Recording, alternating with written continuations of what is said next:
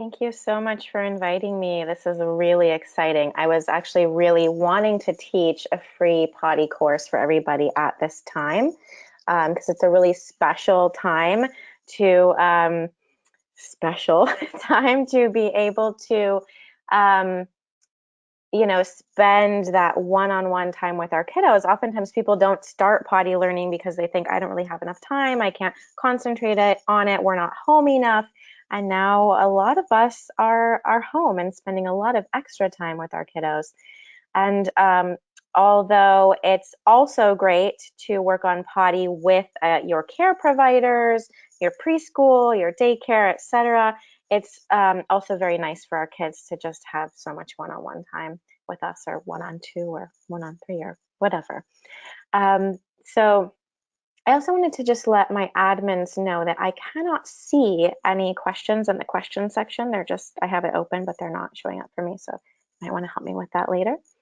Or just kind of maybe even interrupt me if a question seems really pertinent and like it can't wait for the end. So I can tell you just a little bit about myself.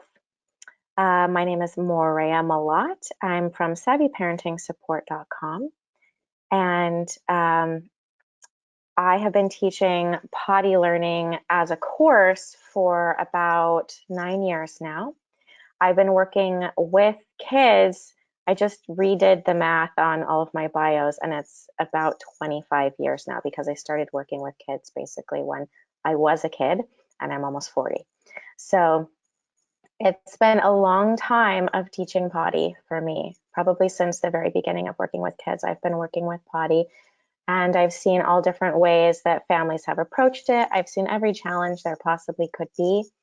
And I've been teaching a workshop like this for pretty much all of the years since my daughter was done with potty learning. She is now 10 years old. And the reason I tend to call it potty learning is because it just seems a little bit more respectful to say that we are doing some learning together rather than we are training our child. And it really is a togetherness process. And that is the point that I'm going to kind of try and make a bunch of times today, which is that a lot of folks go into potty learning with this idea that it's going to be really taxing and really challenging, and that there's going to be a lot of fighting. And occasionally that can be true, but if we go into it with a really positive mindset where we see it as a way and a special time to connect with our kids, then things can go a lot more smoothly. So that's me. So it's 25 years of working with babies and toddlers and preschoolers. I mainly right now do a little bit less potty support, and the larger part of my practice is actually sleep learning, especially sleep learning as it relates to lactation, because there are some unique challenges there. But I work with sleep for all kinds of families who are bed sharing, crib sleeping, folks who want to move from one to another, folks who want to do more feeding overnight, less feeding overnight, folks who come from all different parenting perspectives. And generally, I think of my method as that I'm kind of a deep listener, that I'm deeply listening to the needs of both the child as the parents see them and the needs of the parents, so that we can start to balance those needs and work on setting some boundaries so that everybody can kind of get their needs met. And the same is true for potty.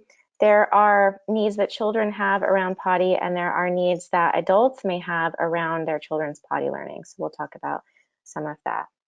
And then I also teach a gentle discipline course and have an online course for gentle discipline, a couple of online courses for sleep, and an online, 2 online courses for potty, because I'm looking at sort of a worldviews perspective cross-culturally. When we talk about potty, you'll hear me say it a couple times today, most of the world is done with potty learning by 18 months.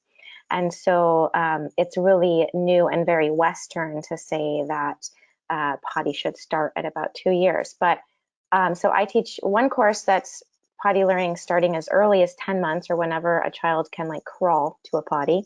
And then I also have one that, that these slides are taken from, which is called Taking the Plunge, which is kind of more 18 months and up, anywhere till about 4 years. And this is for if you're going to start around that time, or if you've already started and you're finding some challenges and you need some help. So I'm here to either help you get started or to help you with your challenges. And what else? So I was working on changing a couple of slides to just make them ever more inclusive. So this is my idea of the non-binary parent surfing the potty wave with this cute little cartoon child. So we're taking the plunge, meaning there's a little bit that I'm going to say today in terms of potty, where one of the challenges for potty in our culture is that we skirt the edges of, are we really doing potty learning or not?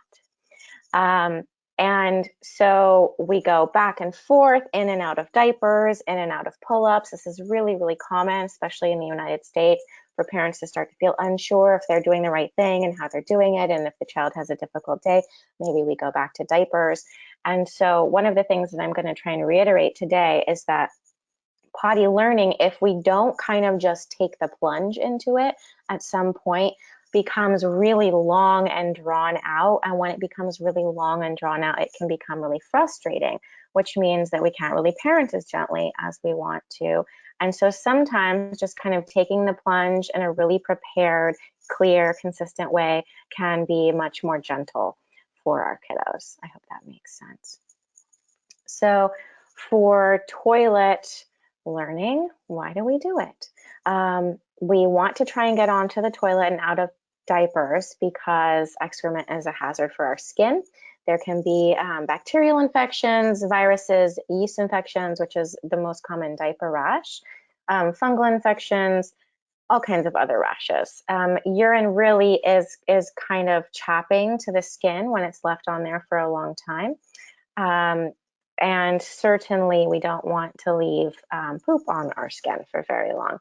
Also, just thinking about the planet, it would be nicer for the planet that we're leaving our children to get out of diapers as soon as we can. Also, disposable diapers, many places in the world do lead to poisoning the water supply, just because of how they are disposed. And for instance, if you read a package of diapers, on the back it will say that you have to dispose all of the diapers inside the plastic packaging that it came in. Now, nobody really does that, but that's what you're supposed to do. And the idea is to try and keep everything as contained as possible so that even when it goes to the landfill, it's less contaminating.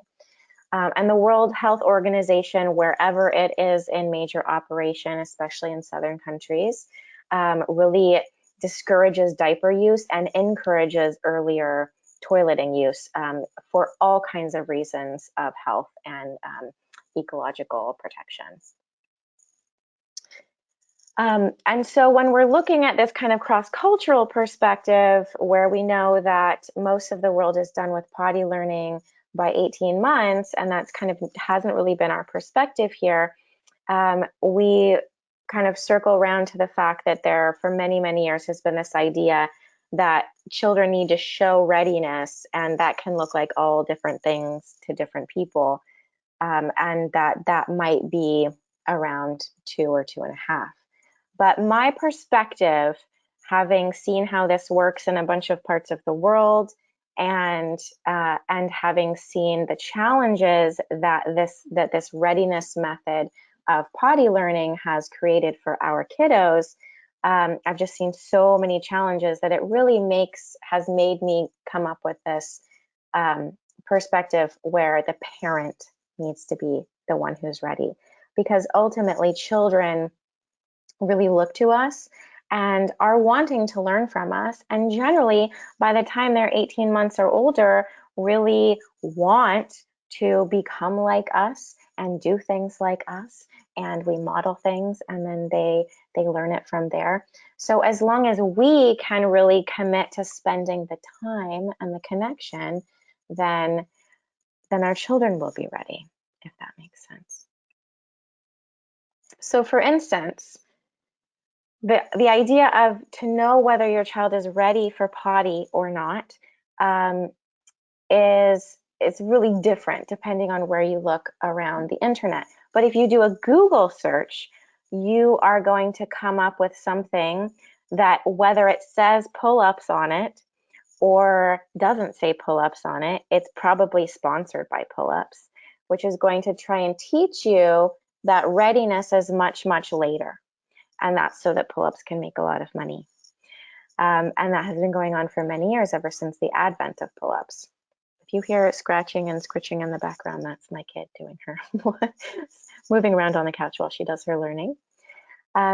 So you're going to see, potty training around the age of 36 months. So they're saying like, this might be a good time to do potty. This is what pull-ups wants to tell you. But usually most of the time when you read books, they'll tell you, start around 2 years old. So it kind of depends on what you're looking at and what readiness really is. So if you Google search, is my child ready for potty learning? You're going to get lists of things, and usually funded by pull-ups. These lists will say that your child is over the excitement of running, that they're able to sit and play quietly for 5 minutes, that they want to put toys away, that they take pride in their accomplishments, that they're not in a no negative period, and that they have bowel movements at regular times per day. I'm just going to start with that first section of the slides that I just said. So those are things that actually truly might not be true for a child until around 6 or 7. So if we're going by these lists, we're definitely going to be in pull-ups for a very long time, because the no negative period can last a long time. Sometimes it's hard to tell whether some children take pride in their accomplishments. Sometimes kids never want to put their toys away, right? I mean, I'm sure some of you can relate to this. Some kids aren't able to sit and play quietly for 5 minutes for a very long time. And sometimes kids are just born with natural excess energy and are never over the excitement of running. So we have that. And then we have the next section of these lists, which is a little different, because it will say that the bowel movements are well formed, and that we know that the child is able to remain dry for 2 or more hours, that they're able to urinate a good amount at one time, that they're aware of their process of elimination, and that they have a name for bowel movement and urine. Now, if we look at this list of things, the truth is we probably don't know the answers to these things because our child has been in diapers. So we have smushed poops in the diapers. So how well formed was the bowel movement? Not quite sure. Do we know if they're able to remain dry for 2 hours? That's really hard to know too, because the chemicals in these diapers really pull and wick away this wetness. And sometimes it's kind of hard to tell, like, how long has it been since the pee? And how much urine came out at one time. That will be hard for us to know when diapers are on our kiddos for a period of time. And that the child is aware of their process of elimination. Usually when they're in diapers and have been, they aren't aware of when and how it's happening. And then if they've never really had to see it, other than just the fact that they're getting their diaper changed by somebody, they often don't already have their names for bowel movements and urine. So instead, may I recommend to you that your child is able to crawl or walk to a little potty that's on the floor, and that they can communicate with you by 1 or 2 words, and might be able to learn 1 or 2 new ones soon. And or that they are able to like sign, a T for toilet, which we call like the potty sign, but it's really T for toilet.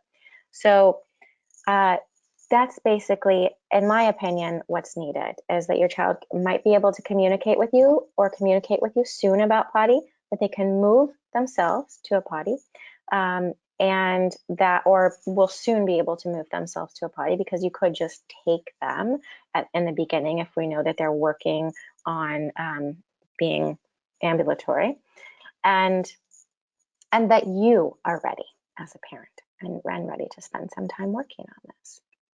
Ideally, maybe even have somebody else in your life who can share the burden too, whether that be any other person that you live with, including an older sibling for the child, or some other caregiver, which I know is a little bit harder right now. So some reasons just not to just keep pushing it off and wait.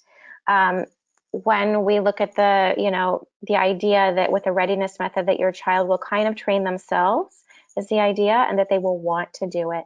The truth is that after observing many families, there is often not a desire to move out of diapers until, after the time that we usually see potty training happen. So often kids will not want to move away from something that has become normal and habit for them. And some will, but some won't. So the average of potty learning completion goes up every year. So every year that pull-up products are on the market, we see this chart that goes up. So the average age of completion of potty learning has gone up. And a few years ago, it was 36 months. It's probably about 40 months now. I just don't have that data yet, but we have seen it consistently go up. And so, the longer your child is out of touch with their pelvic floor musculature, the harder it can be for them to learn that. Another thing is just, the idea that potty learning is not negotiable in our society, mostly for health reasons, and also for just reasons of how hard it is to take care of diapers and how easy it becomes to have a child who can go to the restroom on their own. So it's really just not negotiable. So saying like, oh, that was a little challenging, we can put it off for later, is kind of letting the child know, that we might not really have to do this. But the truth is we really do have to do this. We will have to do this at some point.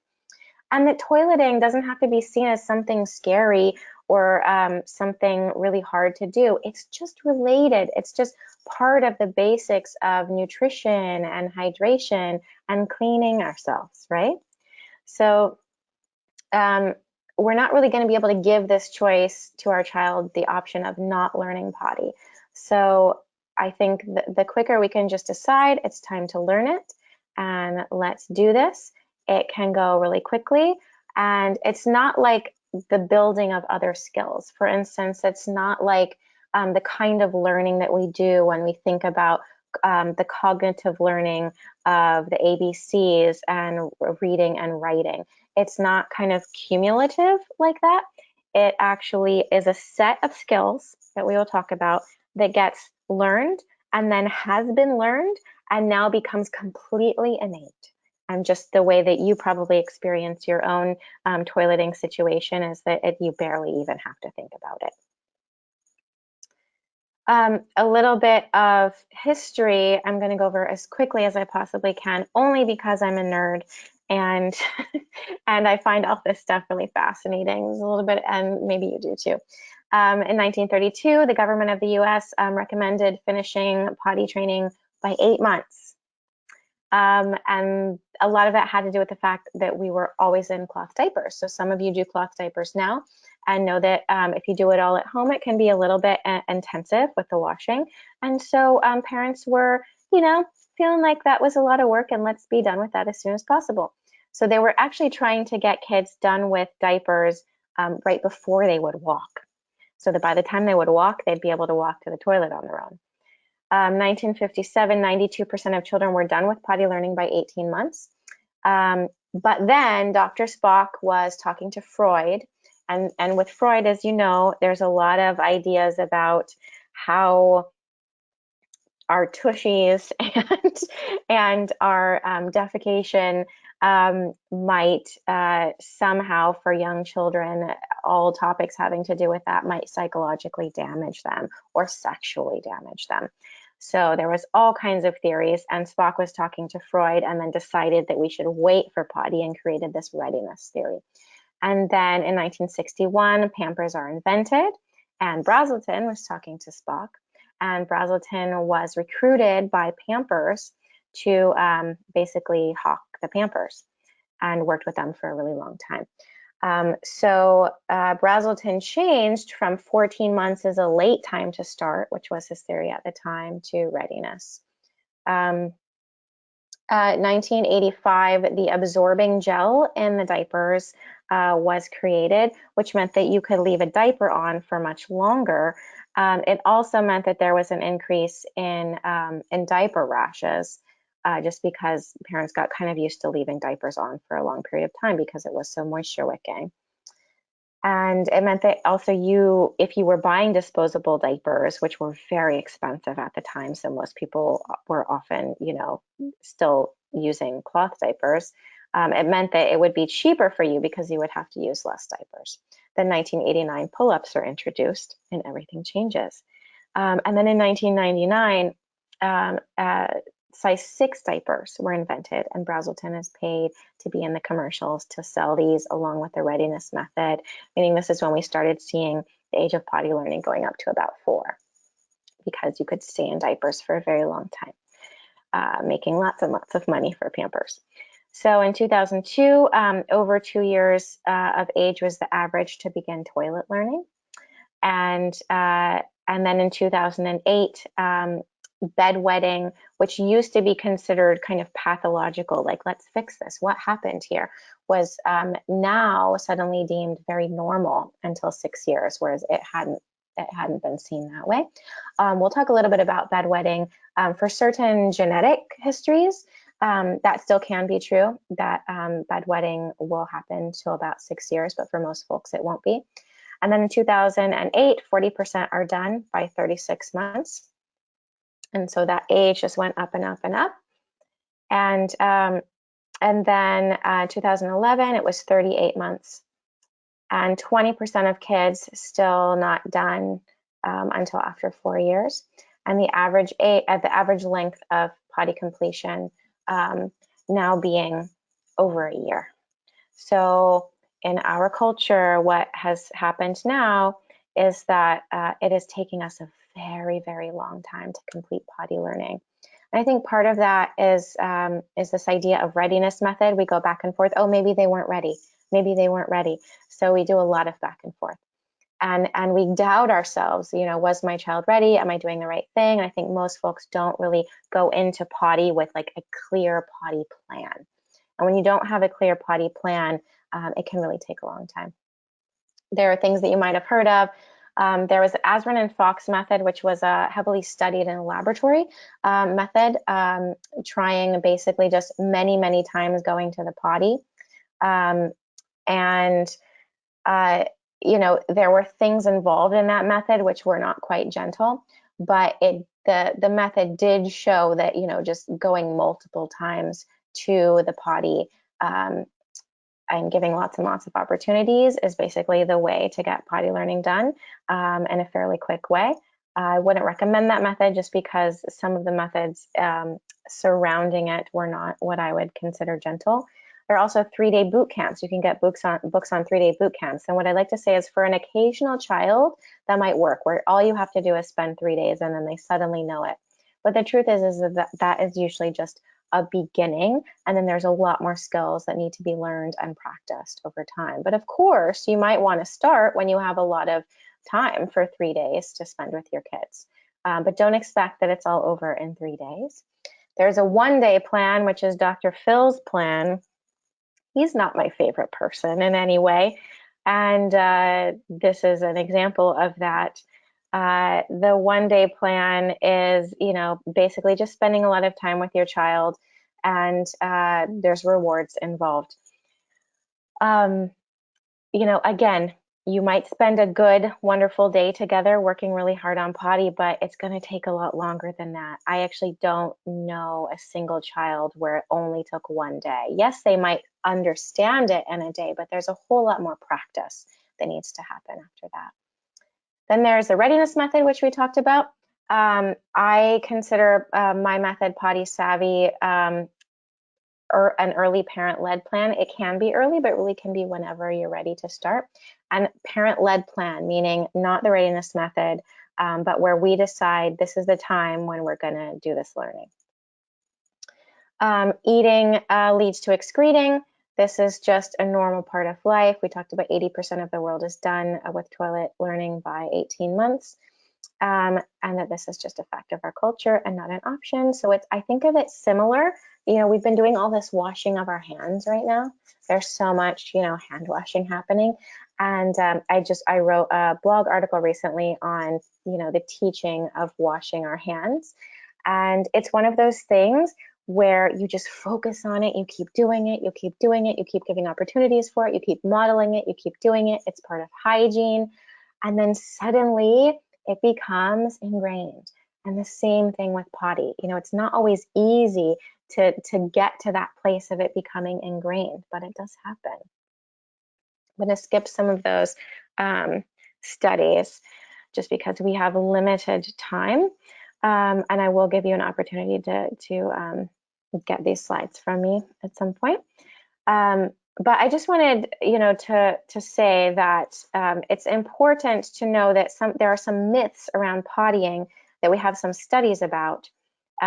My child is asking for me. Hold on one second. You're gonna have to talk to me if you want. Yeah, okay, sure. Wants to do fun stuff. Done with the schoolwork. Thank you for your patience. So there are a couple of studies I think are important in terms of the myths around potty. Published in 2009, the issue of Journal of Pediatric Urology concluded that children should begin potty training prior to the age of 32 months in order to reduce the risk of urge incontinence. So now we're getting some studies about like age, like where to kind of place things. So they're not saying when, like how early to start, but they're saying do it before 32 months. With this study. Again, as time goes on, our children might lose the possibility of that easy connection with their pelvic floor. So 32 months, you know, try and start before then if you can. If you're beyond that, it'll still work for you. Let's work together on it. There was little benefit from starting at 27 months versus earlier. However, none of the participants in this one study started earlier than 24 months, so we don't necessarily have that info about what happens before 24 months. A lot of people have seen this article go around with Dr. Hodges. Dr. Hodges, who is a pediatric urologist who sees a lot of bowel impaction and has equated impacted bowels and megacolon with age of potty learning. He's very anti-elimination communication or early potty. And so he's written this article that has gotten spread around and around and around. And so people go, oh no, if I start potty early, I'm going to cause some sort of bowel issue for my child. But we have to remember that his data is actually not a study. He just put together a whole bunch of data from his clients who have major pelvic issues and decided that the earlier the child started potty learning, that he feels that there's a correlation to potty challenges, especially overnight bedwetting, in terms of what might be happening with the bowels then. So there's a lot to that, but the truth is that he might say don't do potty learning early, but his data is only from about 22 months to 32 months. And so he wasn't even really looking at folks who started potty, quote unquote, early. So it's really more of a theory. And there is no data, there is absolutely no data in the entire world that can say that earlier potty learning has any negative consequence. But we also know that later completion is associated with both stool withholding and chronic constipation and long-term bedwetting. So one of the articles that Dr. Hodges has passed around has basically said, ideally, you have to complete potty learning between 22 and 24 months because that's the sweet spot. And I kind of just want to reject that because that's a lot of pressure on parents, right? Because now it's like, that has to be a good time for you in your life, right? So what if that's your busy time at work, those 2 months that you have? What if that's a particularly hard time for your child because they just transitioned into preschool? So that might not be exactly the right 2 months for everyone. And also for many folks, it takes longer than that. So let's jump into how to do this potty learning thing.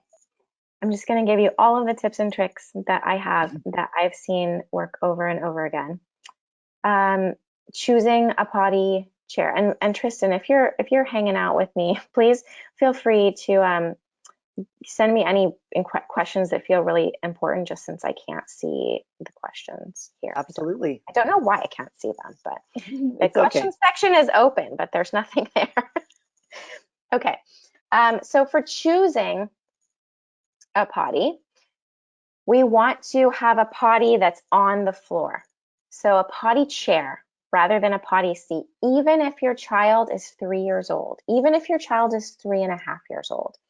And the reason for this is we want getting onto the potty to be as easy and safe as possible, especially when we're wearing pants. So if you imagine that you have a potty seat and you've got pants and underwear on and you're a tiny person and you suddenly have to go to the bathroom and you're trying to make it, it can be hard, even if you have, especially if you even have a step or two, to get onto that step and figure out how to turn around and take off your clothes and then get onto the potty.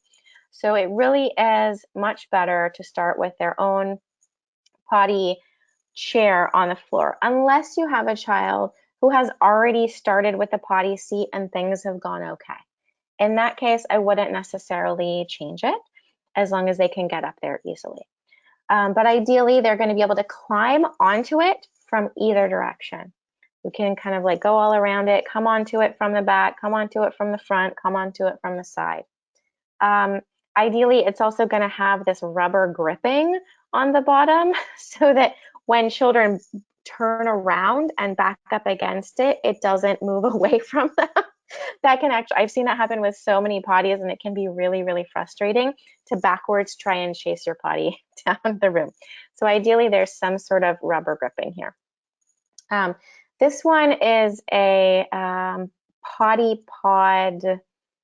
It's not the original potty pod. It's like the potty pod basics, I think is what it's called. And this is a potty that I really love. It's really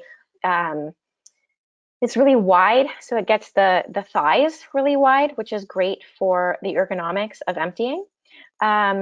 It has a narrow bowl so that a tiny, tiny little tush doesn't just drop into this round, larger bowl. Has a little bit more support. But there are all kinds of good potties out there. Don't necessarily need to buy a new one. So we've got that narrow bowl, ideally. A removable bowl that's easy to take out and clean. That's one of the reasons why I really love this one. That it's low enough to the ground where your child's feet can definitely touch the floor, and ideally where they can get into kind of a squat position, because those of you who have squatty potties or have heard about squatty potties know that we want to squat as the best position, especially for eliminating poop, but also for pee. So here's another one. This is the cheap one. This is just an old-fashioned baby Bjorn potty. You can get onto it from both sides. It has an oblong hole and is definitely low to the ground and can encourage leaning forward. So if we encourage leaning forward, we get that squat position. Sometimes just putting a book on the floor for them to look at can be helpful for that. Encouraging legs apart.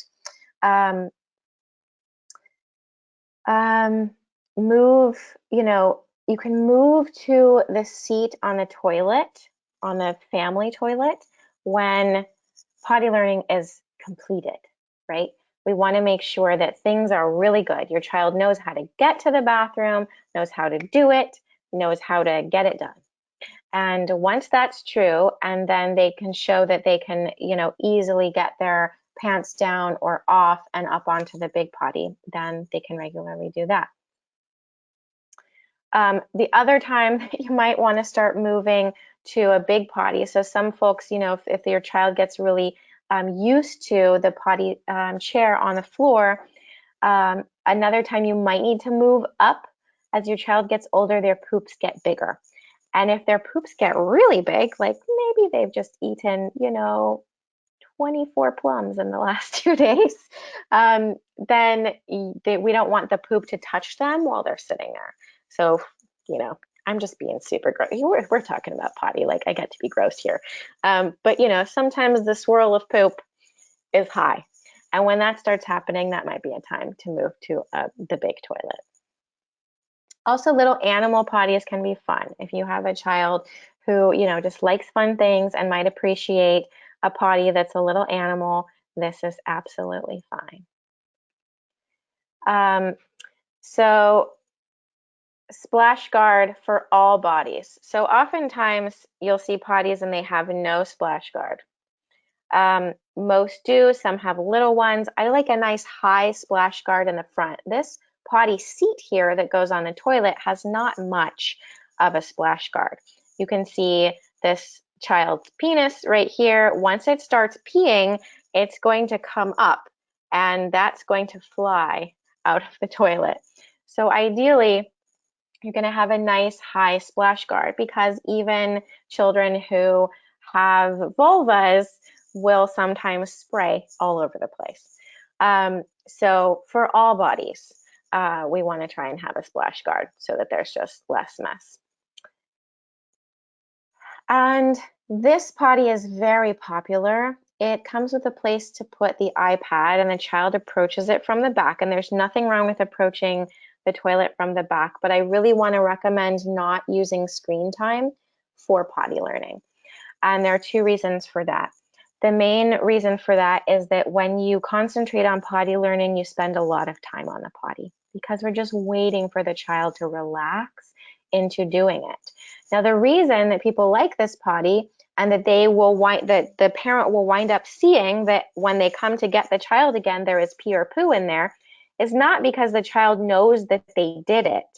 It's because they relaxed during the screen time and it just came out. This does not help the child make those neural connections about what I'm doing and what it felt like and how it happened. So this idea, or even just putting, the iPad in front of them during potty learning is not necessarily going to help your child make that connection, even if you wind up seeing something in the potty afterward. You want to have your child has a comfy potty for your setup. You want a comfy place for you to sit as the parent or caregiver. So that's like eye level or almost eye level with the child. That's maybe a rolled up towel on the floor of the bathroom. That's maybe a pillow that you put on the floor of the bathroom that you have for your knees or for your bottom. Or maybe even you have like a little camping chair. Sometimes sitting on top of your adult toilet is just, you're not going to be able to get any eye contact like that. So my suggestion is try and get down because again, this is a time of a connection. We're trying to spend enough time there where we can get your child to relax and be able to let go and then kind of see it happening at the same time. And you can even point out what's happening and talk about what's happening. So ideally, what stays in the bathroom is the potty. And you'll see all kinds of potty methods that say like, kind of chase your child around the house with the potty so that it's always there with them. I'm going to suggest not doing that because if you do that, then your child is not learning where to go potty. Instead, we want to keep that little potty in the bathroom so that they will always know that that's the place to go. And then within that bathroom, there's a basket of books, the best books, the most favorite books, and hopefully also the potty books, the best small motor toys that give us something to kind of do so we can kind of relax and wait for things to happen. But keep in the bathroom. Exceptions for keeping the potty in the bathroom are if you're going to spend a bunch of naked time in the backyard or on the porch. That's a good, you're all going to be right there and the potty's going to be right there. And naked time is really helpful for potty learning to make those connections, like just to be able to see it coming out and then to run to the potty. So the outdoors naked time, and also for sleeping, if your child is out of a crib, which I definitely recommend by the time you get to the end part of potty learning, which is nighttime potty learning. You really want to give them the agency of being able to get to the potty on their own. So in that case, if they have a Montessori floor bed or a toddler bed, that there's a potty, the potty can get moved a little bit closer to them just for while they're sleeping, in case they get up and need to get on there. I also want to recommend neutral language, which means that we're not negative about, that was a double negative, but that we're not negative about these natural, normal things that are happening, which is when it doesn't make it into the potty. And so sometimes accidents and misses can wind up having some really negative connotations, but they're just part of potty learning. Oh, now I see the questions. Julie, Lily, and Elle, I see those. Yay, I'm going to be able to answer those. So instead of saying accidents or misses, how about just matter of fact? There's pee on the floor. Let's run to the potty, right? So let's try and get even the last drop in there rather than just ignoring it and cleaning around them. Or I smell poo in your trainers. Let's run to the potty. So sometimes the follow through with our potty learning actually happens even when everything or almost everything has already come out into the trainers or onto the floor. And we just remind the child that that's not something we just let go and clean up around. That every time something is coming out of that area, that's when we make sure to try our best to get some of it into the potty. And just reiterating that over and over again, that we don't just stand or sit and go in our pants and then nothing happens or on the floor. Actually, I'm going to stay right there and I'm just going to check these questions. And Julie and Allie and Marcia, Grammy, have a 2.5-year-old and want to address teaching 2.5-year-old twins, how to do twins at the same time. I'm actually going to just answer this right now because it's a fairly quick answer and I might not get to it at another time. So for twins, you're going to have 2 potties on the floor so that there's always an option for 2 potties. And if you have 2 bathrooms that you're regularly going to be around, you might want to have doubles. They should probably be the same so that we're not fighting over which one's which. And generally, you know, just follow all of the steps here. It's a little bit more intensive when you have twins, but I have definitely done potty learning with twins multiple times before. And ultimately, it's sort of the way that, you know, you probably can think about when your little ones were younger and you were working on sleep. It's like once you have multiples, you got to try and start to consolidate the feeds so that they're happening at or around the same time so that we're not feeding like all night long. It's kind of the same with potty. Like, let's just concentrate on really working on this all together for a pretty concentrated amount of time and try and get sitting on the potty together as much as possible so that we're not spending the entire time that we're with our kids going to the potty. So I would just say if someone needs to go to the potty or it seems like it's time for someone to go to the potty, let's just give the other one the opportunity at the same time. That's the easiest answer that I have for you right now and the shortest, and we can definitely circle back around, and Julie, feel free to add more detailed questions that you have about potty learning with twins.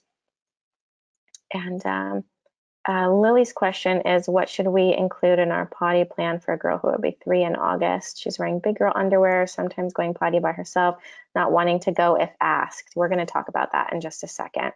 Should I ask her to go when she wakes up before leaving the house? Or before bed, and then she refuses. Isn't into being pantless, wants to wear pants. It sounds like wants to wear trainers and pants, but like doesn't always want to go when you ask her to go. We're definitely going to get into that. That's very, very common. Just not wanting to go when your parent wants you to go. So I usually set things up as like 12 skills, 12 steps, might be around, think about it being totally completed in about 12 weeks. Sometimes it's less, sometimes it's much less, sometimes it's more.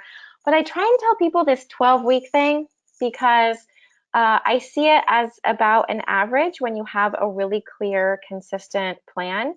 And I'm not saying that it's going to be really hard or you're going to be on the potty constantly for 12 weeks, but you'll see what I mean when I go into this, that it's actually a process of learning multiple skills over time, including getting to the point of doing, so this includes like before real potty learning starts and includes that end part of nighttime potty learning. So the first step I think about is just awareness. Awareness. You want to start working on, even while you're just in diapers, if you're still in diapers, that, you know, what is happening? Are you dry? Are you wet? Let's talk about when you're dry and when you're wet. Let's talk about the fact that you pooped when you pooped. Let's start to introduce the language. At this time, also, before even going to potty learning, introducing the Montessori standing diaper change. There's a slide a little bit later about that, so that we're starting to get the child changed in the bathroom, so that pee and poo related stuff now always happens in the bathroom. And that is the first step to learning how that goes.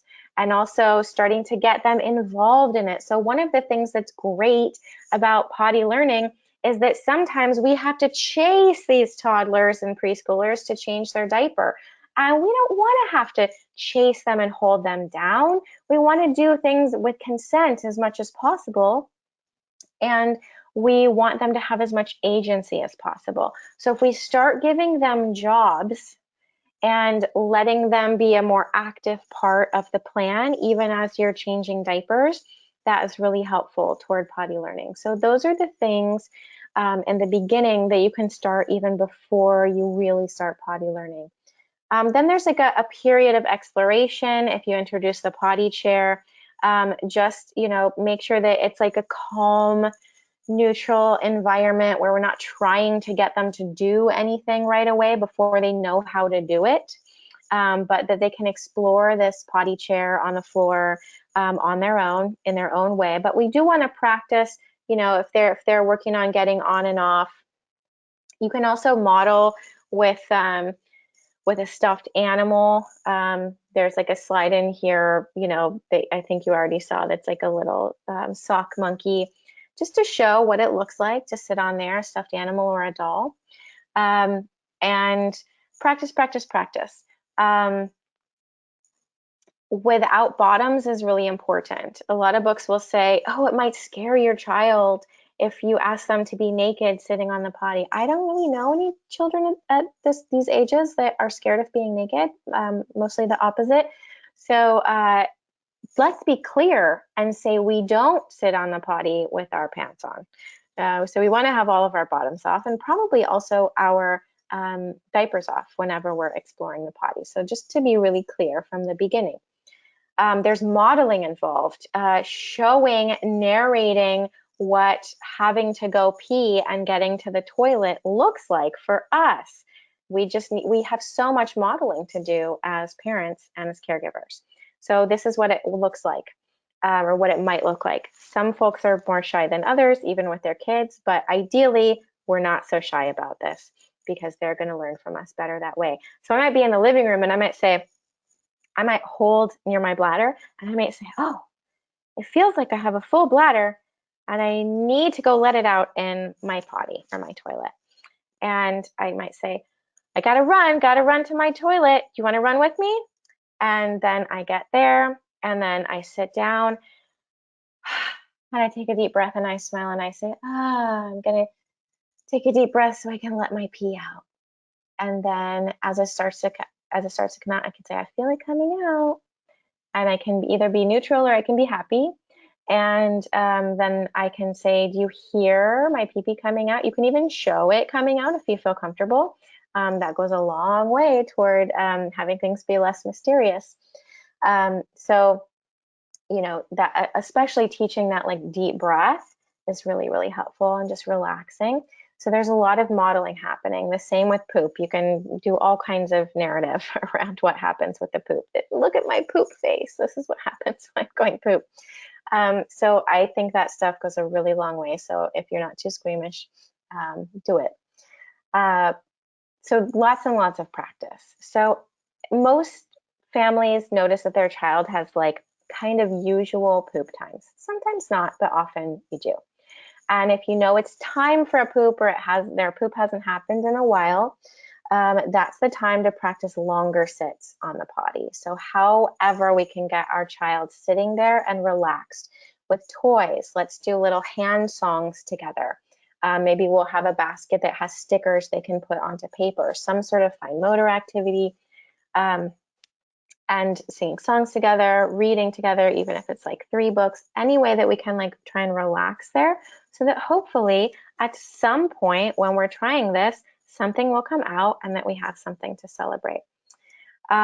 Also, another skill that needs to come in, doesn't have to come in at this point, can come in anytime, is like that hand washing, which we always do before we leave the bathroom when we've been sitting on the toilet, is kind of like a natural reward for having been willing to sit there on the potty.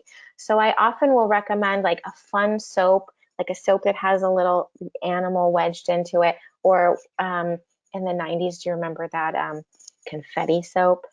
Just like, it's like almost like confetti bath soap. That can be really fun for washing hands. But children often just love washing their hands, making a bit of a splash in the sink anyway. So that's kind of a natural reward for having been willing to sit on the potty. Like even if nothing came out, we're still going to wash our hands, and that becomes part of our routine. We need to solidify that mind-body connection. So naked time, really, really important. It doesn't have to be naked time all of the time, but when you're able to really be together and be home, like a lot these days, then this is the time to just prepare yourself to spend time focusing on being naked and at least near the potty.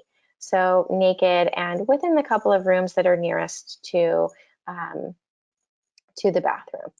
Just so that as we are there with our child, playing with our child, or reading to our child, or just observing our child playing, we can say, oh, looks like pee-pee's coming out, let's run to the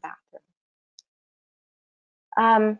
There's also, the skill of like this, just reinforcing, like once our child knows that it's possible to get pee-pee into the toilet, or urine, or whatever you want to call it, as we're trying to solidify those skills, if we keep having a lot of pee that winds up on the floor or in the trainers, and I'm speaking specifically about cloth trainers now, because once you really decide to take this potty plunge, you're going to want to get into cloth as soon as possible so that your child can actually feel that they're wet.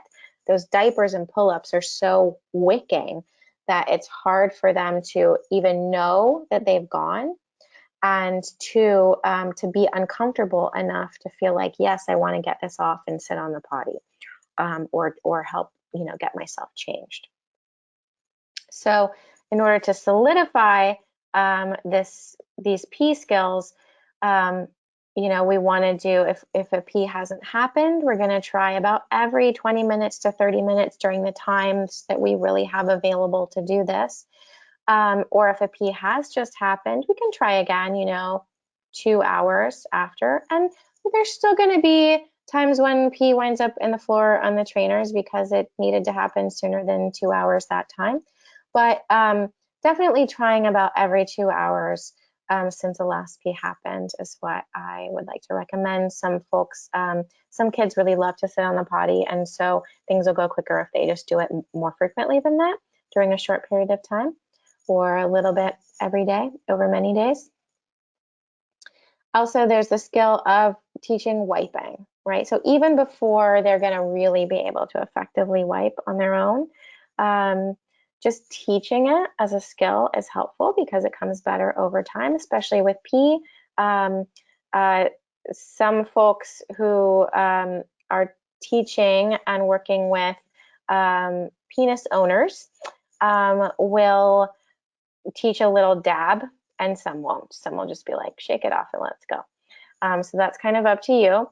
And those who are working with kids who have vulvas will want to teach pretty early on. Just I would suggest, if we're to just start with pee and just do a little dab, like not a wipe, right? Children, once they start wiping, can actually wipe too hard. So teaching about a dab is actually much better for now, until we start working on wiping with poo. Now, your child, especially as they get a little bit more toward 2 and up, you're going to want to ask them to start helping you with the cleanup, because that is part of the idea that we don't just get to poo anywhere and then someone will clean it up for us and we just get to keep playing, but that it takes a while. Once there's been poop in a cloth trainer, it takes a while to clean up. So it would have actually just been easier just to run to the potty and go poo and do a quick little wipe at that point. So that will start to click in over time as we reinforce our child needing to help with the cleanup process. And that starts with that Montessori diaper change, where please lift your leg, help me by lifting your leg, and help me by pulling out the wipe. And then once you maybe do like the first cleanup that's really, really messy, you can let them play around with the wipe, and you can say start, from front to back. You can do a little wipe, push from front to back, and that's just practice over time. It actually takes children a very long time to properly remove poop from their skin. And this is not related to what age they had potty learning or not, because they usually are not really good at this until about 6 years of age. And we're not going to wait until 6 years of age, when they absolutely don't need us at all for anything, in order to teach them wiping. So this will mean that you'll work on wiping skills over and over again. They will do a crappy job, no pun intended, of it. And sometimes you'll have to clean up. As they get older, they'll sometimes get it and other times not get it. You might want to ask them if it's okay to check and to help them a little bit, especially if you smell something. And they're going to have to give up a little bit of that needing everything to be perfectly clean all of the time, because eventually, as they grow, you're going to want to show that you trust them to get it done. But that's much later. So it's really learning how to wipe properly is a long process. Consistency and clarity is very, very important. I call it bathroom camping, which is just what we were talking about before. Just basically having a period of time where you can really focus on being near the bathroom or near the little potty, so that you can just really focus on consistency and clarity of this is where the pee goes and the poo goes. This is where it goes. Keep coming back to what's supposed to be happening. I actually did a bunch of this with my daughter on vacation, because for me at the time, that was when I was able to focus on her the most. And people think like, oh, on vacation, but it actually worked out really well for us, especially with a travel potty that we liked. But can be, now sort of like your at-home vacation for a lot of families. So it's a good time to just really focus on consistency and clarity of where we're supposed to put the pee and the poo. Introducing travel potty at some point is also a skill. Might be less necessary right now if you're really not going anywhere, not even to the park, not even down the street, which might be true. You can practice with a travel potty in the backyard or on a porch. So at least there's this like other potty that they start to get used to at some point. But I would suggest, once your child starts being able to know how to go in a potty, start introducing the travel potty as an option. Also, at some point toward the end of this potty learning process, you're going to want to allow for these accidents to happen, right? I'm not calling the accident to the child, but I'm just using that for you guys right now. We're gonna want to pull back on our bringing our child to the potty and all of our reminders. So we gradually pull back. And as we do that gradually, what's gonna happen is there will be a period of time where they actually have more accidents, and those accidents become teachers. It reminds them, oh, actually, it can't all be about your parent reminding you, because this might happen. You might have to then stop your play because there's a whole mess that we're now both going to have to work on cleaning up together.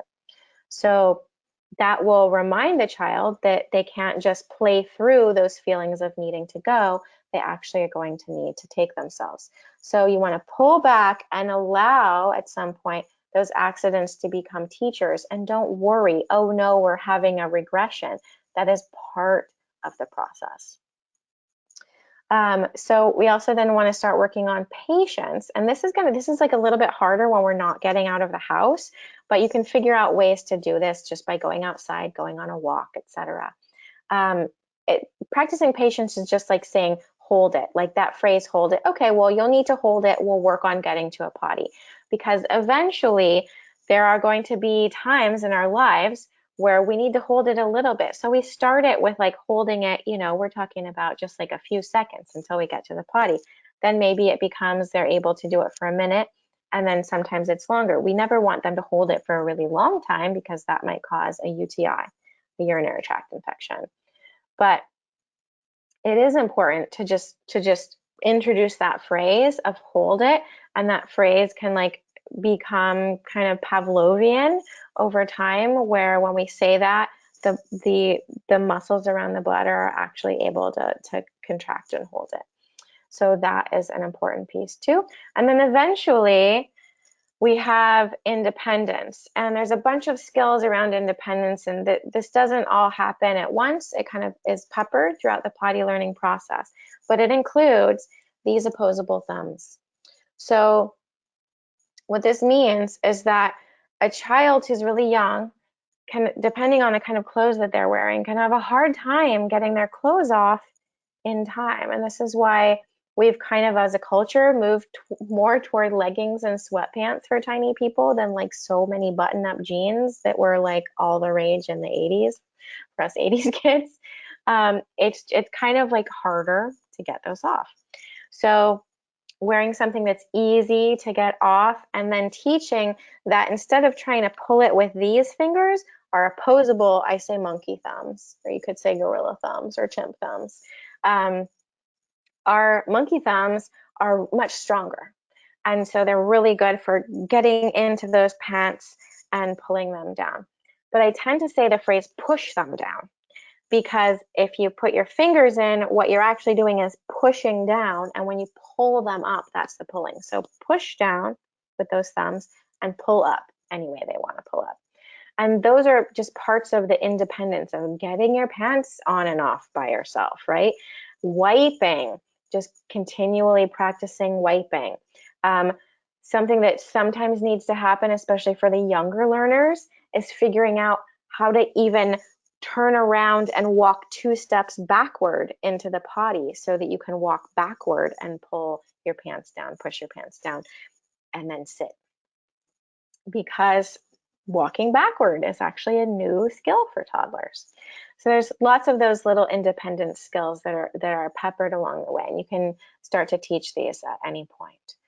This is the Montessori diaper change. The Montessori diaper change is all about agency, not having to pin them down onto the floor to change the diaper.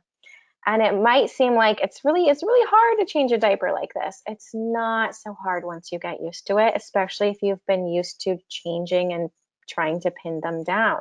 So you have them hold onto something. They either say, hold onto my shoulder, hold onto the tub, hold onto the toilet with one hand. And then you get good at changing a diaper upright. And you can ask them to, lift your foot for me, lift your leg for me, get that wipe for me, get that new diaper for me, and get them involved in the process. Once you've gotten a big mess cleaned up, they can do the last little bit of wiping, cleaning themselves, and then you can go back and once you get the main mess, maybe that was on the floor, let's say they weren't wearing any diapers, you can, you always want to go to the mess and clean it up together. That might mean that you get the grossest part done, and then they get to do like the final wipe and then do a hand change. But really involving them in all of these processes, and then doing hand washing after, that's ideal. So we want them to have agency, ask them to bend over if you really need to get into that crack to close it, to clean it. They can help close the diaper. They can pull on a cloth changing a pull-up option. So there are many things that they can do and start to learn over time. Again, sitting on the potty with a bare tush, very, very important. Having the potty in the bathroom so that we know where to find it, very, very important. For all these opportunities where we spend keeping going to the bathroom, I call them opportunities, just because it's a silly word, and because I used to say it and my daughter used to think it was really funny. You know, these opportunities, we're going, it's just either fun or it's neutral. As soon as the child is like really upset about it, we're not going to force, but that doesn't mean we're necessarily going to say, okay, you don't have to do it. There's a difference between not forcing and saying, okay, we're done with this. You don't need to do this. So a couple options are, you know, going really regularly, like every 1.5 hours, and just going back in another 1.5 hours if your child is not willing to go, but continuing to go back even if each time they say, I don't want to go. You know, there's a lot of challenges that we can talk about in just a second, and especially when I take the questions. So we'll go into that a little bit more. Once your child is really communicating well about going, please, you know, if they're asking for an opportunity, I need to go potty, try very hard not to say like, I'm busy, just go in your pull-up or go in your diaper. Because once they have that sense of self-esteem, we want to really keep that going. I think that's one of the big challenges in our culture for potty learning parenting, is that we kind of make it all about what we are able and willing to do at that time, which is great when you decide now's the time to work on potty. But once you have decided now's the time to work on potty and your child has really figured it out, let's really support their self-esteem by prioritizing getting them to a potty if they need one. Also, if we're working on that little bit of dabbing, it can be really helpful to make a toilet paper box. So this was my daughter's just dumb little toilet paper box, which was that I would break up, you know, 2 or 3 pieces of toilet paper at a time and put it in this little box, a bunch of them, so that we didn't unravel the whole roll of toilet paper and make a very big mess and be really wasteful. So this was like something that belongs to the child, that's their own, that they get to use. And if you put 3 little sets of toilet paper in there, if they go through all of them at once, okay, they were practicing. It's not an entire roll of toilet paper. But again, giving them that agency, their own thing, and they're able to do it on their own. I'm just going to do a quick time check here. All right, we're good. So travel potty, we talked about that. That's important. It's probably still important even if you're not going anywhere, because eventually you're probably going to want your child to know how to do a travel potty, because those loud bathrooms with the air dryers and the loud flushing for a lot of children when they're really young can be challenging. Also, it can be kind of gross to figure out how to get our child relaxed onto a public toilet. So although they do make these kind of compostable covers that kind of stick, or it's almost like that sticky plastic wrap that goes over bowls, the ones that kind of stick onto the bowls. It's like that, and it goes around the public toilet. But again, a public toilet is a really large thing for a tiny person. Even for a 6-year-old, it's a very large thing. So, you know, the first couple of weeks when you're out of diapers and just into trainers, you're gonna wanna have a travel potty if you are traveling. Travel always with extra sets of underpants, full changes of clothing, because who knows what's gonna get messy. And if it's this time of year, it probably matters less, but if your child is wearing socks, probably multiple pairs of socks because things stream far down the leg, and often we forget socks. Now the car seat protector, I'm going to show you in a second, might not be as really might not be as necessary right now. So that might not be something that you have to buy if you're really not going anywhere. You might not need it right now. You might want it later. The reason for this is that you can't just put towels under your child's bottom in the car seat because that may make the dimensions and the fit of the car seat unsafe. And so it really needs to be something that's kind of sanctioned and not very thick. I'll show you a picture of that in a second. But you can also, if you're in a strange place or you don't really know about disposal, you can keep, even if you're totally out of disposable diapers, usually you can keep a couple of them in your bag, and you can actually put it inside the travel potty and catch things that way so that it's easier for you to dispose of. And then we talked about those compostable public toilet protectors. So I want to kind of reiterate that our culture is very prudish, and we are, we're also necessarily concerned with hygiene and not exposing other people to disease. So you have to kind of decide where you will feel comfortable and how you feel about maybe being judged if you do potty out and about. So whenever at the park, I recommend, there's going to be families who know all about potty learning. And so if you're at the park and you bring some hand sanitizer or just have your wipes and you bring up your potty to the park, your travel potty or whatever potty, most families feel comfortable doing this. Not all will.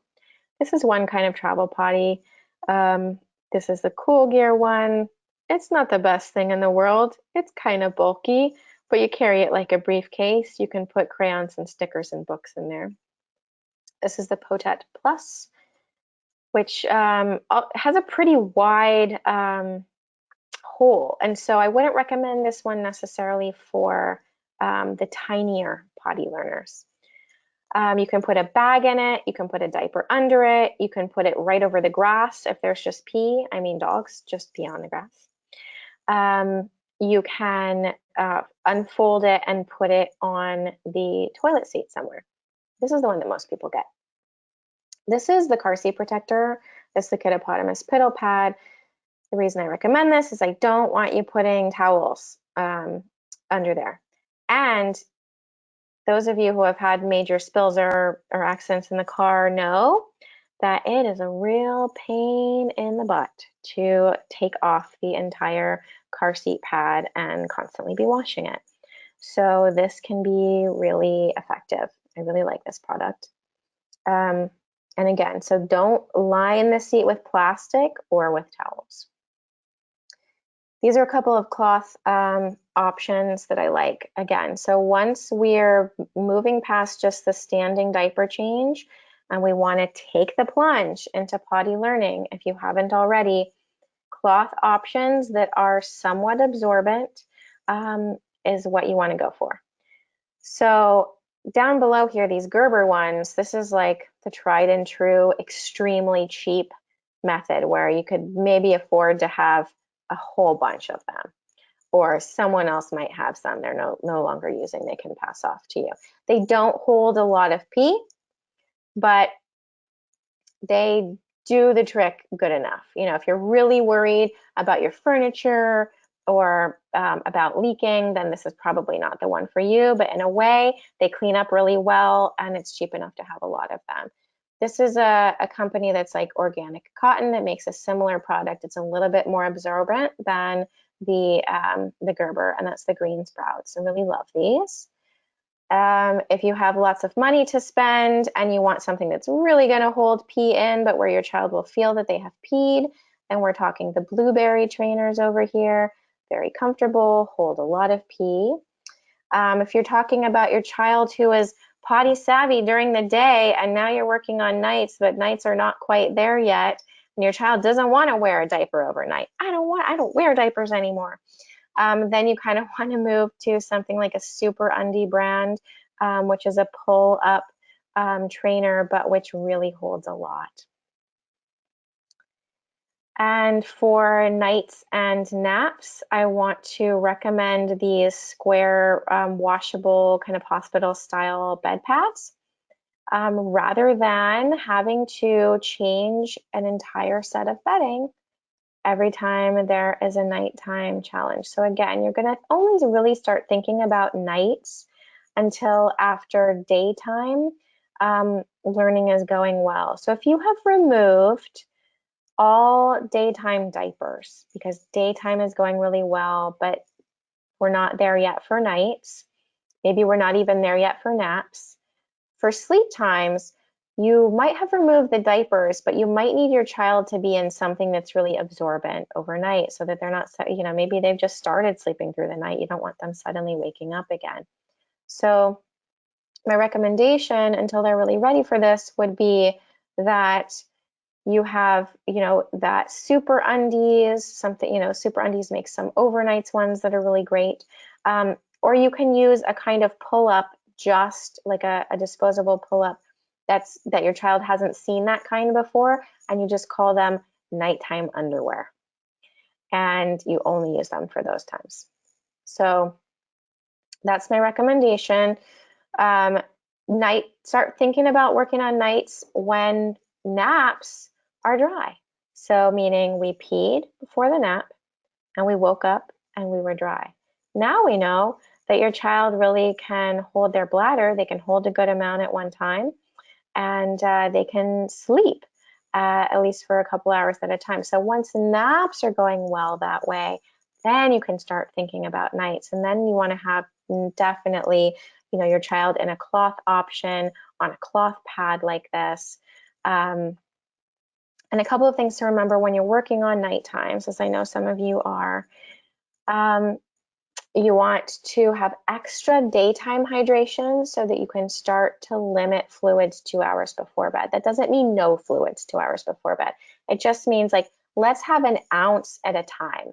Let's not give over the sippy cup that has 4 ounces in it and have them chug it right before bed.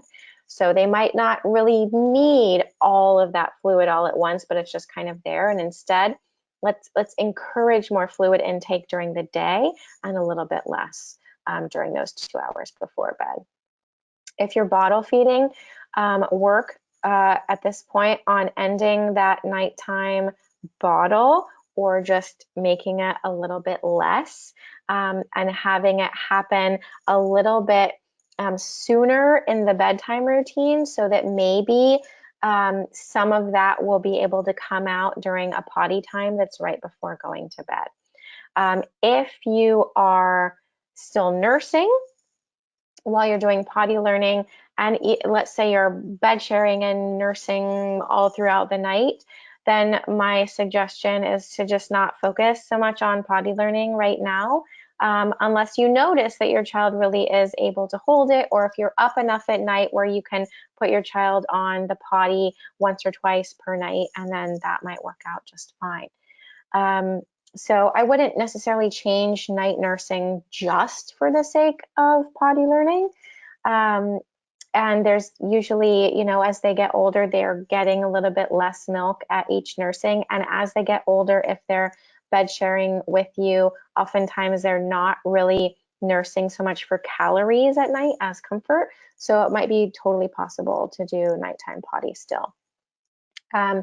But if you're, talk to me if you're working on potty and you're also wanting to change the frequency of nighttime nursing.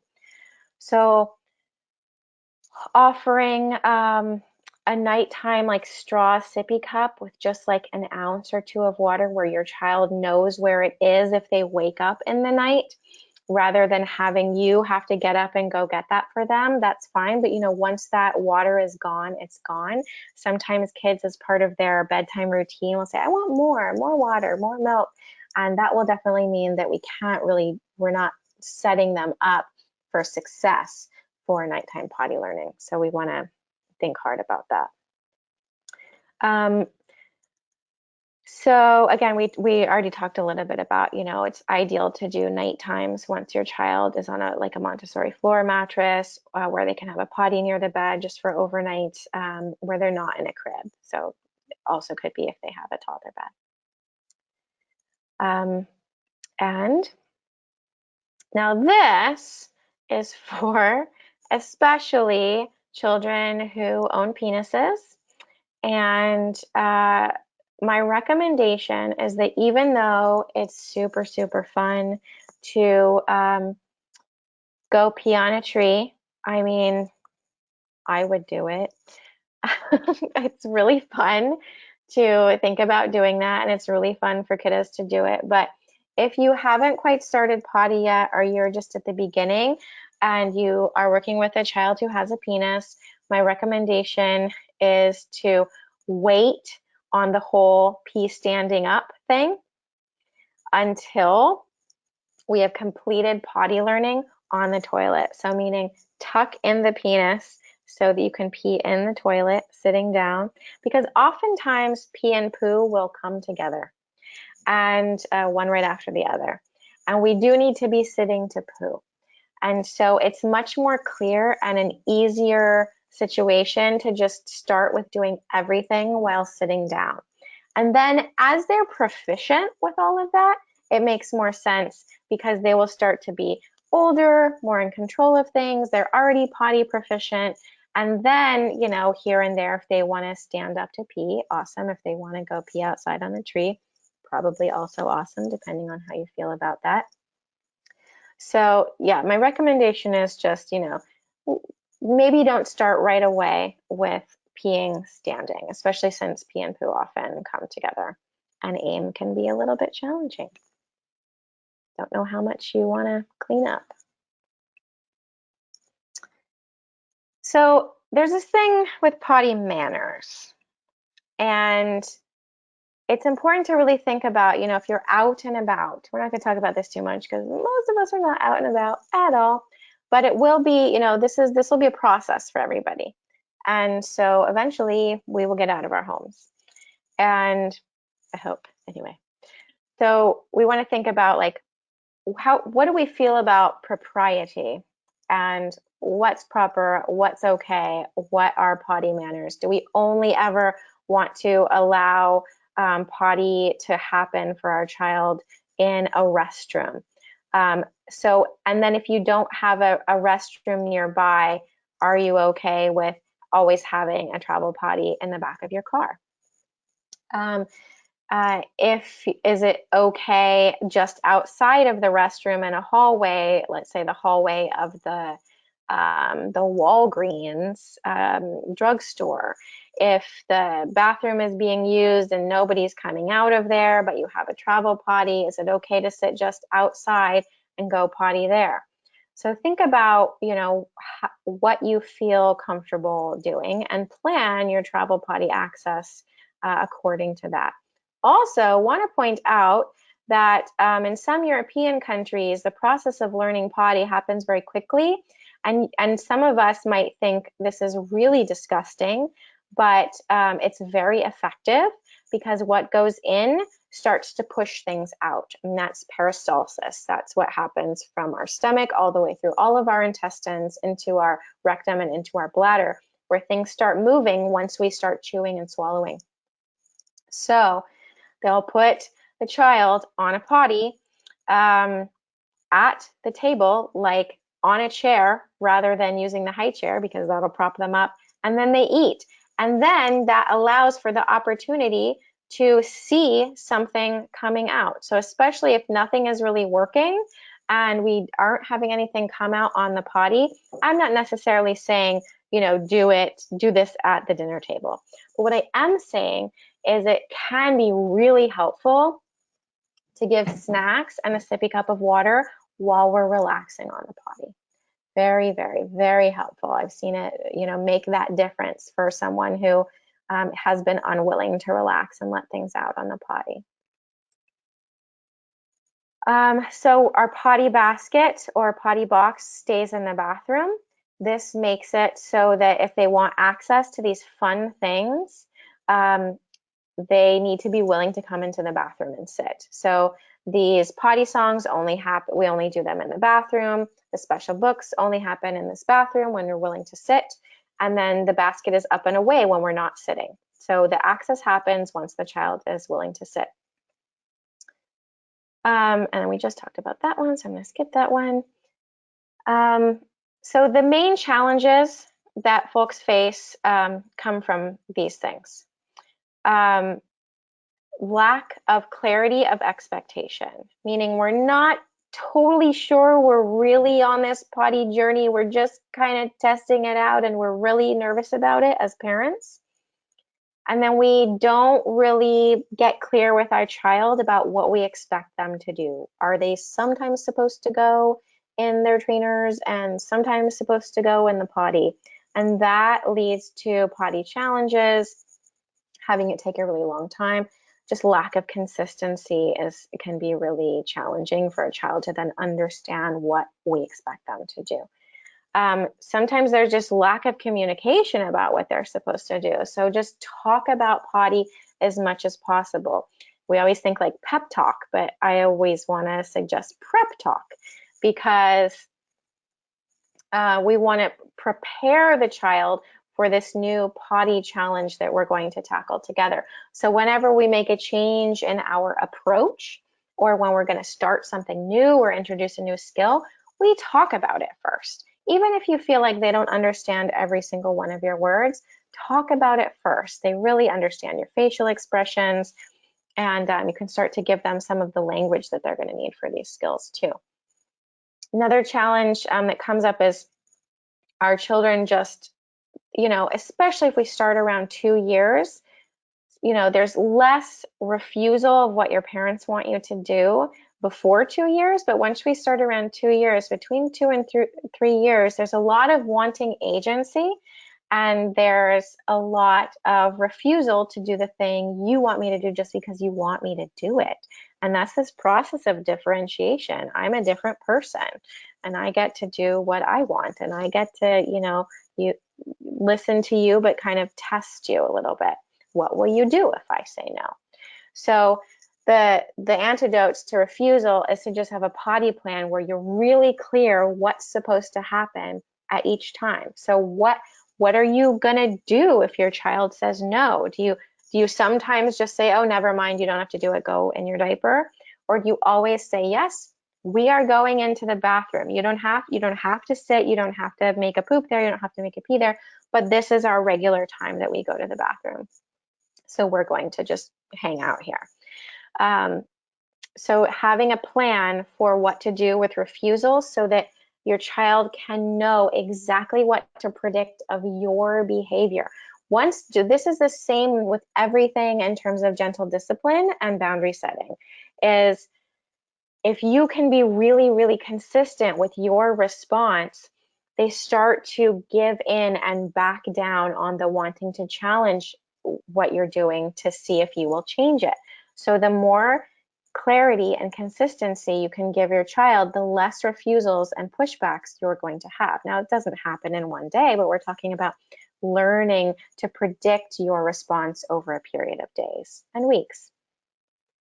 There's also just children are going to be lazy and like their regular habits and feel familiar with diapers and sometimes not want to do something different. I mean, this is human nature. We don't want to do something new, especially if we haven't done it before, we don't quite know what we're doing. We don't want to. So sometimes there's just a general human laziness, familiarity with diapers. And this is why my recommendation is to decide when you're going to be just done with the diapers and prepare your child for that. So tomorrow when we wake up, we're going to put on these trainers. They're really cute, and we're not going to have diapers anymore. And I do recommend the idea of letting your child know that they're growing up and won't need diapers anymore, and saying that we're going to give these diapers to a baby that we know. And that kind of can help things click a little bit in terms of, oh, we're making this change because I am growing up and because I am not a baby anymore, and this baby needs some diapers. So The other main challenge that creates a lot of problems is constipation. So constipation, if you're having major constipation challenges and you haven't been helped by your doctors, please send me a message and see if I can help you. But even just having like one bad constipation challenge in the beginning of learning potty can create a lot of refusal just because there's a memory, like a trauma, a memory of pain there. So if you can, if this hasn't happened to you yet and you're just starting, do everything you can to prevent constipation, which I think I have another slide of in just a second. And I think I can actually skip this one. So we're going to talk a little bit more about constipation, but if you're having a challenge of, I don't want to go potty. So if your child feels negative at some point about potty, some books or doctors will say, oh, put it up and away so it doesn't scare them anymore. This only further solidifies you being clear to your child that potty actually is a scary experience. So they won't want it if you introduce it later. They will remember. Instead, just keep the potty there. Back off a little on the frequency of trips, but continue regular trips to the potty, just asking them to sit down. Keep modeling potty. Have your predictable times. Continue to get help with cleanups and changes for when they are going in their trainers. Don't suddenly introduce diapers again. Keep modeling, your positive potty experiences with your own body. And then this one might be harder in isolation right now, but it's something that is really helpful for kids when they go to daycare and preschool, is this positive peer pressure where they're watching other kids their age master this skill. And so in isolation, I'm going to recommend to you, if you have some close family or friends who have kids a little bit older or the same age as your child and they're potty proficient, see if there's a way that you can do a FaceTime meeting where you can kind of all talk about potty together and see your friend's potty, and oh, there's your friend going potty. I mean, you kind of have to move out of our prudish minds about it, but it's just a part of hygiene and our natural thing happening with our body. But it's really, really effective to see that other children are feeling strong and proud and are able to do this. So if there's a lot of refusal and you really need to get potty learning done, let's say you have a deadline coming up for needing to be done with potty learning before preschool. My recommendation is just to make potty just non-negotiable.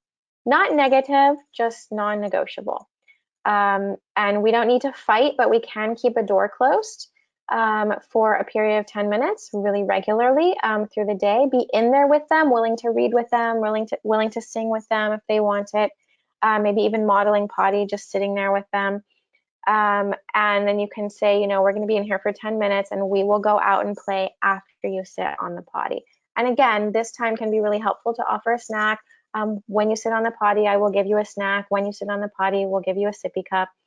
And, this isn't necessary for everybody, but if you really need, to complete potty learning and there's a whole lot of refusal, just making, we always talk about that when you think about, especially even our older kids, we think like, we don't just like leave the house not having gone potty. We might like wait a little bit to leave the house like after potty has happened, especially if we're going to take a road trip or something, we're going to go on a hike. Just having that built in. We're going to be in here for a while and just be willing to sit on the potty. And after you've sat on the potty, whether something comes out or not, then we will go out after that. We will go have fun after that. So you can say, what we're going to do, talk about the fun activity or the meal that you're going to have. So because a child will often say no if they think that there's any way that they can just avoid it and keep playing. So if we're really consistent about the fact that we're regularly going to be in the bathroom anyway, then it's easier for them to realize they may as well just try and go, because then they can get out more quickly. Just talking a little bit about constipation. Most people have seen this Bristol stool chart. What we really want is somewhere in type 3 and type 4, okay? So we're hoping for stools that look somewhere between here. Now, this is major constipation up here, all these little raisinets. This is what happens when there has been some poo in the rectum, and one of the things that happens in the rectum is the body reabsorbs water. It reabsorbs liquid. So when the body reabsorbs liquid, this is what it all turns into. And then it becomes very hard, and now it's already been in there for a while and has become harder to pass. So if a child is trying to hold it in because they don't want to go potty, this may happen. Now, to prevent that, we want hydration. My recommendation is always a straw sippy cup because it's not so hard to pull out the water. They can get a lot more hydration that way. Lots of fruits and veggies. Get into the squat position. I'm not a nutritionist, but there's no harm in me recommending chia seeds because that's just a food. And chia seeds always in a smoothie or followed by water. We call it, they have little spots on them, the chia seeds. And so we called them cheetah seeds and put them in the palm of the hand and we just lick them up. And then we follow with water, and it's actually really fun. And chia seeds are much better than Miralax or any of those fibers that you can put in things. They gain a lot of water. They hold that water all the way through the intestines and really prevent constipation once they wind up in the rectum. So highly recommend getting chia seeds in there. I do have a document called Smooth Move you can ask me for if you want to write to me. And so I just want to recommend maybe even using these prophylactically when you're working on potty and trying to prevent constipation. If there really is major constipation, stuck poop, we're talking about like it has been like a couple days now or even longer than that, definitely just go with what your doctor is recommending. Sometimes they will recommend, and I will, ask clients to ask their doctor about using a suppository. If it's just really not going anywhere, they're teeny tiny baby suppositories. You don't want to use an adult one. And it just kind of lubes up the rectum and the anus and allows for things to come out. And it will mean that it's very difficult to keep them in. And this is kind of like a last ditch effort, right? Like we've given it time, we've gotten a lot of water into our child, we've gotten more food in, veggies and fruits to push things through, and it's really just been a long time and things are stuck. So this can be, way better than some sort of enema, going to the hospital. Those things would be a lot more traumatic. If there's going to be any touching of your child's rectum or putting something up there, you're going to want to look at it together. You might even want to model that for them, just so it isn't so scary. And then they can even maybe help do it. I actually had to do this with my daughter at one point very early on. I think it was actually even before our potty learning. And then it's less scary. So just talk about it, make it easy, get their help, maybe model it. And then if your doctor recommends Miralax, there's a lot of worry about Miralax right now and children being on it for years at a time. And what that, because it is a plastic, what that might be doing to them. So there's some studies happening. There are a lot of pediatric urologists, though, right now who recommend Senna, which is a plant-based laxative, rather than Miralax. And it has a different protocol, so you want to, you definitely need to be working with your doctor or naturopath with any of these things. And, what if you don't have this much time? I'm going to skip that because most of us have a lot of time right now. What about rewards? I know I'm probably running late. Am I okay, Tristan? Is anybody here? We've got just a couple more slides. I'm totally here and you're doing We're good. great. Okay, I'm Yeah. okay to go a tiny bit over. Okay, didn't realize how much talking I'd be doing. So, um, we want to just talk about rewards because that's what most people do. And there's a lot of ideas from some parenting arenas that talk about, never do rewards for anything. I never start with rewards because I don't feel like they're usually needed. Um, but if you've been having potty challenges for a long time and you think that rewards might just do the trick, I want to recommend that because any way that we can reduce stress on everybody is better for all of us. So if it seems like rewards might get us through the process and then everybody's stress level goes down, that might be okay. Because it's not like the kind of rewards that we're talking about in some of the parenting books where it's all about rewards and punishment, and then that influences the way that they learn and think about themselves for the rest of their lives. And how, this is a little bit different. This is like a very finite skill. We learn a set of skills with this, and then it's over. We barely think about it anymore after that. So you can still avoid rewards and punishments in all areas of life.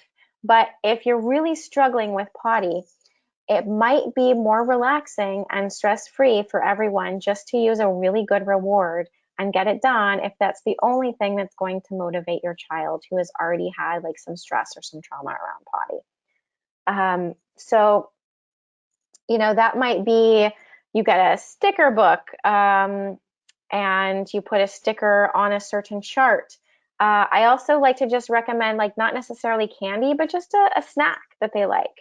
And that can be almost like a related reward. Like now you let some out, we can put some more in.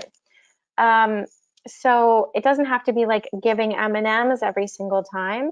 But the truth is that for animals, which is what we are, rewards affect behavior quite quickly. So we don't need to do that. It's not necessarily great for our psychology in every way, but for a possibly quick learned skill like this, it might just be something that we help to get us over the hump. For working parents, as we hopefully fairly quickly get back to work, just making sure that you have an open-minded and dedicated provider who's going to work with you on your potty plan, provide a written version of your potty plan, what you're doing, keep communicating back and forth. How did potty go today? This is what potty's happening like in our household right now. These are the new skills. These are the challenges. Keep communicating. Ask if you can have a potty that comes from home that might be an easier potty for your child to use, and they can like put it up when your child's not using it, or maybe they have potties that work for everybody, and that is fine. You want to recommend to your provider how frequently you want them to take your child, or work with them on at what points in their daily routine will your child go to the potty. And you don't want to tell them, well, we're doing it every 20 or 30 minutes, so that's what you need to do. That will not work for them because they likely have other, it might work for a nanny, but even the nanny might get tired of that. And certainly it won't work at a daycare or preschool. So you want to be, reasonable about it. Every 2 hours. That's probably doable in terms of, working that into the daily routine. And just reiterate to them that this is about celebration and just opportunities and not about accidents or shame. You can make up your own potty songs, and potty songs can actually become triggers for being able to let go, especially when you're working with tinier ones. So I just like rewrote, I'm a songwriter, so I rewrote some silly little things. So you can rewrite Twinkle Twinkle and call it Tinkle Tinkle Little Pea. This is Tinkle Tinkle Little Pea, I want you to flow from me. When I make a pee, I pee myself a lullaby. I mean, it's just like so silly. And you can do, if you know the dreidel song, you can do I have a little pee, I made it out of juice, and when I feel it coming, it's time to let it loose. Oh, pee, I promise I will try to put you in the potty and stay all clean and dry. So you can make up your own songs. You can parody just about any song and make it about going to the potty. And little ones tend to really, really love this. It's a really fun, positive thing to bring into a scenario that might otherwise have been stressful for your kiddos. So if you haven't done it yet, make up some songs together. Main points are frequent guided opportunities, have fun, get on their level while they're on the potty, make the parts of cleaning up the process just part of your child's jobs, so that they have agency and are part of it. Make this bathroom time positive with its own special toys and books, regular opportunities that are not negotiable. No shame or rewards are necessarily needed for producing or not producing, but definitely celebrating just being willing to sit on the potty is ideal. Children help clean up their bodies and their floor misses, which will help reiterate the fact that it would be easier just to go to the potty and have a quick cleanup rather than interrupt our play for such a long period of time. And always, bring your kiddo to the bathroom as soon as you see a mess, rather than just cleaning up around them. So that even if you get one little last drop of pee or little turd of poo in the potty at the end of this elimination, that there's something to celebrate, possibly, or if not, we just reiterate the fact that whenever this is happening in our bodies, we get to the bathroom.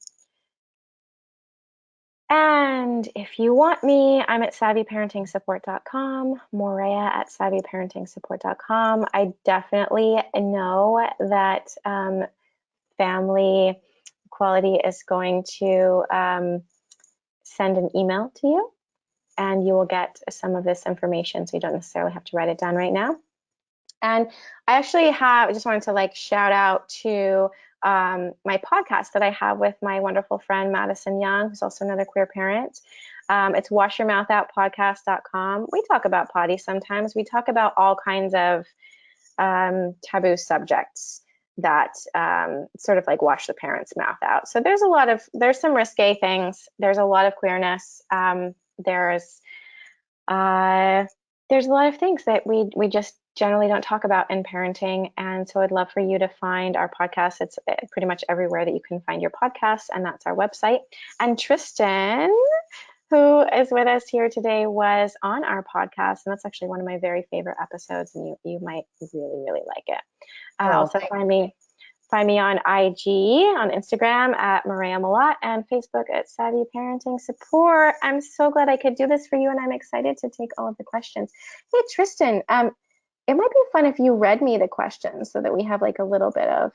Sure, and I just want to let folks know that if you do have to leave because we are over time, that we will not judge you, and that will be fine. And I do want to make sure that Moorea gets to your questions. So if you want to stick around, that's great. If not, this will be recorded, and you can check it out later as well. Okay, so my friend Al is on, and just wanted to know about should they, with where should the potty chairs be? In the living room, bedroom, just in the bathroom? What about at night? Those kinds of things. Yeah, okay, so I'm just going to reiterate where the potty goes. So ideally, during most of potty learning, we're clear with our child that we go to the bathroom for the potty. So the little potty that's on the floor is going to be most of the time in the bathroom, and when we go have our potty tries, we go there. When we feel that we need to go, we run there. And that way, our child always knows where to find it. Otherwise, it might be like a search around the house for the potty, and then we might have missed the opportunity.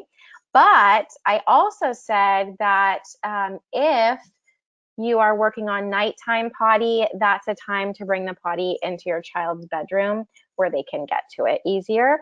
Or if you are working on a segment of potty learning where it's getting warmer outside and you're having some naked outdoor or pantsless potty time, bring into the yard or onto the porch the potty. Great. So those and then two caveats. Yeah. Great. And then a couple of other where the toilet should be questions. Daniel wants to know, they don't have a bathroom on their main floor, which is where they spend most of their time. So what do you suggest? That they go upstairs regularly or downstairs regularly to do the potty, or something else? Say that one more time. They only have a bathroom on. One It's that they don't floor. have a bathroom on the main floor, and the main floor is like where they spend most of their time during the Oh day. yeah. Yeah. So if that's the case, then you want to like have a little potty set up somewhere. It's like a makeshift restroom. So you probably also want to have your child another version of your child's potty where the restroom is so that when you are there, they can use it. But yeah, if you're not there most of the time, then you want to set up a little potty corner that's like a makeshift bathroom. And then it would stay there so your child always knows where it is. Great. And Amira said a similar type of thing. They have two toilets on two floors. One has a potty seat because there's not room for a chair in that bathroom. One has like a seat on the toilet. And she's gone on that, but the stepping on the stool thing takes a long time. And the second one, actually, you can't put a seat on it because it has a bidet thing on it. Okay. I just got really confused. But I have a bidet too. Wait, what was the first one? There's no room in that bathroom for an Oh extra seat. And yeah. it takes her a long time to get onto the toilet. Any advice there? Yeah. So sometimes if there's no room and I hear it about the bidet, because I'm thinking about my bidet right now, and that would be a little challenging. For I don't know the age of this child, but for this family, it might be a situation where they just focus on instead of like the stairs up to the potty, they might want to figure out some sort of a like one piece block, however that might like even if you have to take a whole bunch of wide books and tape them all together, some way to have a wide block so there's basically one step that's wide up to the regular potties. Great. So that would be my suggestion for both Okay. of those scenarios. And then you just have to work on if you can't Amira put a says seat. she's 2.5. Oh, 2.5. Yeah. So then if you can't have a potty seat on one of those toilets to make it smaller, you're just going to have to work on the idea of your child leaning forward. Because it's the leaning forward that's going to keep them from falling in. So, and leaning forward is good for elimination anyway, especially since the thighs will sort of squeeze the abdomen. But this is not ideal because ideally what we want to do is have your child's feet firmly planted on something so they can kind of get in a squat position. So if you could get that, whatever you can figure out to make it like a wide one step, if that's high enough where your child's feet can actually touch it, that would be ideal. Amazing. Okay, two more short ones. One is that one person is asking, Sariana is asking how long they should sit on the potty for. And this I relate to because if I tell Leo you have to sit on the potty and then we can go back to play, he will literally go to the toilet, put his butt down, stand up and be like, okay, is Yeah, that yeah, is that okay? yeah. I think working with timers is really helpful because Okay. kids can learn timers for like the amount of time we need to clean up, or this is how much time until our snack. And it's also helpful if you work on a timer for being willing to sit on the potty, like just sit and look at your books or sing with me for this amount of time. It's helpful if that they're not only having timer usage during potty, but where they also learn how to do that during something else. Like, I need you to wait 10 minutes before I get the cookies. Here's the timer. I Okay. need you, just working on that kind of building that patience of like being able to like hang out with something. I like the So timer too because as a parent, you can kind of be like, look, I don't make the rules. The timer makes the rules. And in a way, it's like a secondary thing that they can be like, oh, well, I want to go faster instead of being like, why won't you let me do this thing? So, yeah.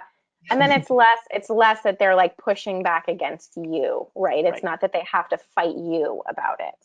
Yeah. And then Yeah. I think finally, someone's just wondering, do you have example potty plans, like a form or a spreadsheet that they could kind of follow?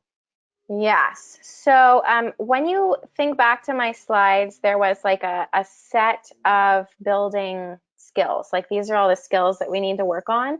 And everybody kind of looks at what their child's currently doing and figures out. So I have an online course. It's basically the same slides as this with my voiceover. And when you get that course on my website, and it's actually under $20 right now because I have special pricing for coronavirus, just because people really need help. So if you wanted to get the slides, it also comes with a couple downloads that are documents you can print out that will help you create your own potty plan. Great. I don't think that I have examples of I might have examples of potty plans and that, but definitely if you want to email me, I can send you examples of a potty plan. That's for sure. Amazing. And Moorea probably won't do it, so I'll do it for her as just like a pitch that Moorea also does parent coaching and can help develop a unique plan if you have a unique situation with you, who can do coaching and counseling with you, either on potty learning. Gentle discipline is another big thing, how to set those clear, kind, loving boundaries with your kids. If you're having those kinds of challenges, if you're losing your patience, if you see your kids learning your patience at almost any of those young ages, as well as sleep coaching. So if any of you have any littles and you'd like them to be sleeping through the night, or some older kids and you'd like them to be sleeping through the night in a developmentally appropriate way, that's something that you can always contact her for as well. Yeah, so on my website, you will see under like if you go to the potty page, you will see first the online courses, and then under that you'll see what my support packages look like. And support packages is how I do my coaching. But right now, you might see a price there, and if you cannot afford that and you really need me right now, and especially, queer femme discount, you can definitely just write to me and say, like, this is what I can afford out of this, and can you help me? Yeah. Well, thank you so much for being with us, Moorea, and giving us all of these amazing tools. I'm already like, oops, we did some things that you do not recommend. And it worked out, and it's It did. fine. It is. He's Yeah. doing really, really great. I am a big boy now. That's what he says when he Oh, doesn't want to so put on those diapers. sweet. So it's really, really sweet. And Yeah. thank you so much to everyone who is joining us for this session. Actually, today, right after this, in half an hour, we have our all parents meetup. And so if you want to be on a video chat with a bunch of LGBTQ plus parents all over the country, that's going to be a really amazing thing we offer every other week. If you're trying to conceive, we do a fertility meetup as well. We have a drag queen story hour with Nina West this Friday from RuPaul's Drag Race, who won Miss Congeniality. This was like a big score for us. I'm very excited. So please continue to check out all the amazing sessions that we're offering for you, for kids of all ages, for older kids, and for prospective parents. So thank you all so much for being with us. Continue to stay in touch with us, and you'll see that we'll have the recording of this webinar available on YouTube and our blog in around 2 business days. So thank you again so much, and have a Thank great you, rest of your week, everyone. Tristan. Bye. Thanks, everyone.